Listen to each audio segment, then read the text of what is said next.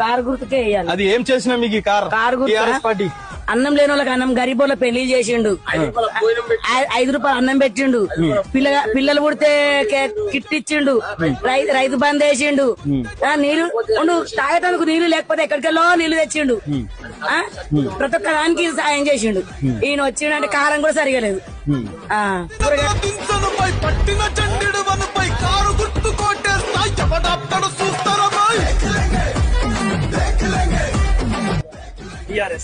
किस लिए सपोर्ट करेंगे बीआरएस, वो भी बता दो. हमारे अम्मी को घर मिला था और हमारे बहन को भी मिला, वहीं चले गए. अच्छा, डबल बेडरूम मिला आपको. बिल्कुल.